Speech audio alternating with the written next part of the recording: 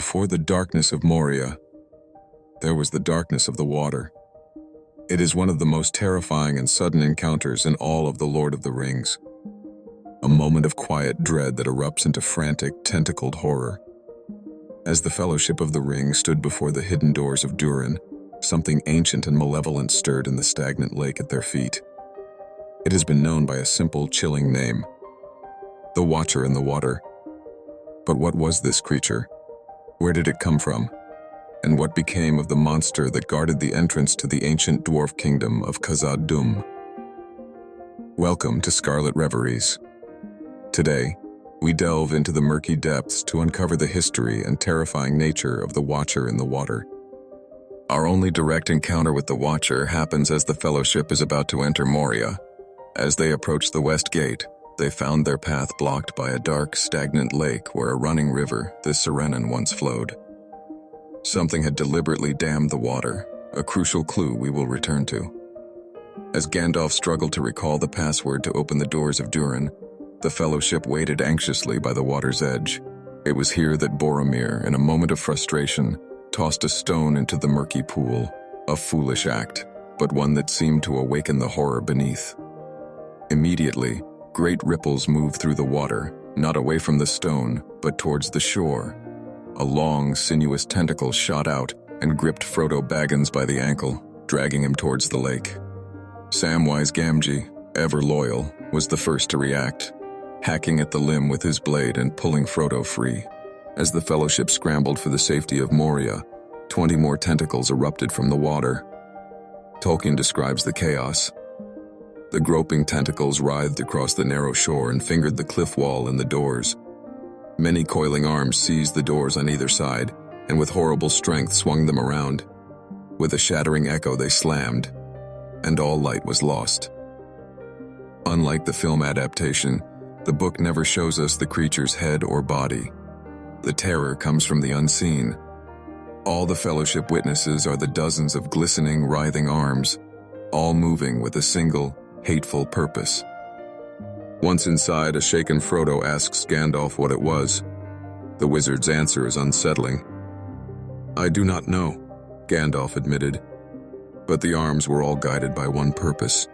Something has crept, or has been driven out of dark waters under the mountains.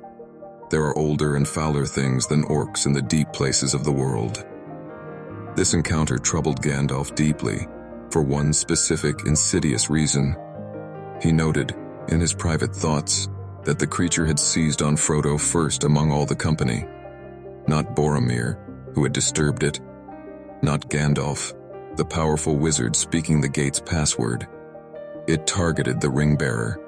This was not a random act of a hungry beast. This was an attack guided by a dark intelligence. This level of detail is what makes Tolkien's world so endlessly fascinating. The hints of older, deeper evils lurking just out of sight. If you agree and love exploring the hidden corners of Middle-earth, this is a great time to like this video and subscribe to Scarlet Reveries. Your support helps us bring more of these mysteries to light for everyone to enjoy. So why was the Watcher even there? To understand that, we must go back 30 years before the Fellowship's journey. In the year 2989 of the Third Age, the dwarf Lord Balin led an expedition to reclaim Moria. For 5 years they had some success, but their final desperate record, which Gandalf would later read from the Book of Mazarbul, tells a grim story. The Orcs counterattacked from the east, killing Balin. The dwarves tried to flee through the West Gate, only to find a new obstacle. Their final entry reads, "The pool is up to the wall at Westgate. The Watcher in the Water took Oin. We cannot get out." It was a trap. The Orcs had dammed the river, creating the lake and either luring or driving the Watcher up from the deep waters beneath the mountains to act as a permanent, terrifying guard. For nearly 30 years it waited, ensuring nothing could get in or out of Moria from the west. But calling this creature a simple guard dog does it a grave disservice. Tolkien's descriptions reveal something profoundly unnatural. He describes a tentacle as pale green and luminous and wet, with a fingered end that gripped Frodo. It wasn't a normal tentacle. It crawled. It glowed. It had fingers. Its strength was immense, capable of smashing the stone doors of Moria and uprooting trees. Its very presence exuded a corrupting evil. The lake itself is described as unclean and treacherous, and the plants around its edge were visibly rotting, a classic Tolkien trope where profound evil poisons the natural world around it. The dwarves, faced with a choice, decided they would rather face an entire army of orcs than the single monster in the lake. So, what was it? We have two main theories, each more terrifying than the last. The first theory is that the Watcher was a creation of Morgoth, the original Dark Lord and Sauron's master. Gandalf stated the things in the deeps were older and fouler than orcs. Orcs were elves, captured and twisted by Morgoth before the First Age. It stands to reason that he conducted similar foul experiments on other forms of life. The Watcher could be a primeval mockery of sea life, perhaps like a kraken, twisted into a more demonic form. At the end of the First Age, many of Morgoth's foulest creations, like the Balrogs, fled the wrath of the Valar and hid themselves in the deep places of the world. The Watcher could easily have been one of these ancient survivors, lurking for thousands of years in a subterranean lake. The second option, however, points to something even deeper and more disturbing. Later, after Gandalf defeats the Balrog, he describes their fall from the bridge of Khazad-dûm into a deep underground sea. As the Balrog tried to flee from him, Gandalf pursued it through dark tunnels at the very roots of the mountains. He says, "They were not made by Durin's folk.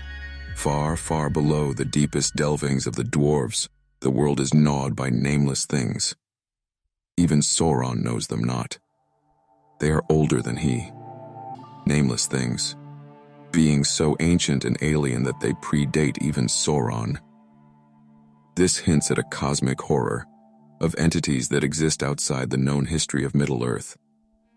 Tolkien intentionally leaves some mysteries unsolved, like the nature of Tom Bombadil or the spider-like horror Ungoliant. These beings represent forces beyond the comprehension of elves and men. It is very possible the Watcher in the water was one of these nameless things, driven from the uttermost depths to the surface by the Orcs and the Balrog. This theory is perhaps the most chilling, suggesting that the Fellowship only escaped one ancient horror to stumble right into another. So, what ultimately happened to the Watcher? After the Fellowship fled into Moria, it is never mentioned again. However, the dam the Orcs built was imperfect. By the time the Fellowship arrived, the lake had already receded from the gateway, allowing them to walk along its edge.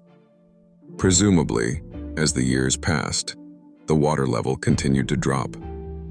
Sometime in the Fourth Age, the great dwarf king, Durin VII, finally led his people back to successfully recolonize Khazad-dûm. No mention is made of them being troubled by the Watcher. It's believed that as the waters receded, the creature simply returned the way it came, down into the dark tunnels and sunless seas at the foundations of the world. The Watcher in the water remains one of Tolkien's greatest enigmas, a being of immense power and malevolence that we only glimpse for a terrifying moment. Whether it was a relic of the first Dark Lord or a nameless thing from the dawn of time, its story is a chilling reminder that the world is full of ancient evils, lurking just beneath the surface, gone for now, but still down there, lurking, waiting, and watching. What do you think the Watcher was? A creation of Morgoth or something older? Let us know your theory in the comments below. Thank you for joining us on Scarlet Reveries. If you'd like to see more deep dives into the lore of Middle-earth, please subscribe to the channel and ring the bell so you never miss an adventure. We'll see you again soon.